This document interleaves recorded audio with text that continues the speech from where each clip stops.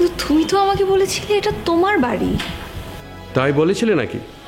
আর এই বাড়ি গাড়ি দেখে তুমি তার সঙ্গে বন্ধুত্ব করেছিলে, তাই না? দেখুন, আমি একটা কথা বলছি আপনাকে, আপনি শুধু শুধু আমার কথা চিন্তা করে আপনার ইম্পর্টেন্ট টাইম নষ্ট করেন না, কারণ আমার জীবনটা না শূন্য না, অনেক আগে থেকেই আমার মনের ভেতরে এখন বাস করছে, আর তাকে ভুলে যাওয়া আমার পক্ষে কোনোদিন সম্ভব না। সরি।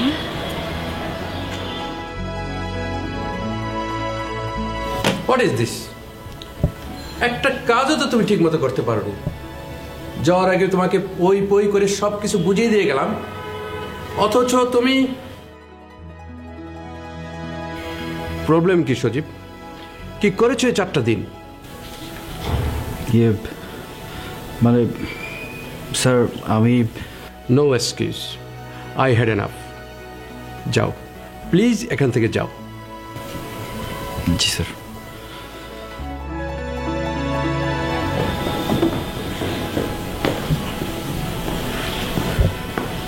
সোমা, তুমি এ সময় হঠাৎ মানে? না না না, হঠাৎ করে না, আসলে তোমার সাথে আমার কিছু ইম্পর্টেন্ট কথা ছিল। আচ্ছা ঠিক আছে, তুমি জরুরি কথা বলো। তুমি এখন যাও, আমি একটু ব্যস্ত আছি, আমি ফোন করলে আমরা কথা বলে নেব, ঠিক আছে? না না না, এখনই শুনতে হবে, এখন না হলে আর কখনোই বলা হবে না, সো প্লিজ এখনই শুনো। আচ্ছা ঠিক আছে, যা বলার তুমি চলো, আমরা বাইরে গিয়ে বসি, আমরা কথা বলবো। না না না, আজকে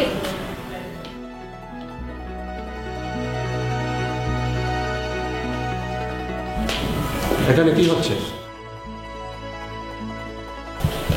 সরি, আপনি কে? সজীব? উনি কে? মানে উনি। আমি কে মানে? তুমি কে? সজীব? মেয়েটা কে? স্যার, ও আমার পরিচিত, মানে আমার বন্ধু। তোমার বন্ধু মানে? আমি তো প্রথম দিন থেকেই বলেছি তোমাকে এই বাড়িতে কোনো বন্ধু অ্যালাউ না। তুমি এটা কি করেছো? এসবের মানে কি সজীব? উনার বাড়ি মানে মানে কিন্তু তুমি তো আমাকে বলেছিলে এটা তোমার বাড়ি। তাই বলেছিলে নাকি? আর এই বাড়ি গাড়ি দেখে তুমি তার সঙ্গে বন্ধুত্ব করেছিলে, তাই না?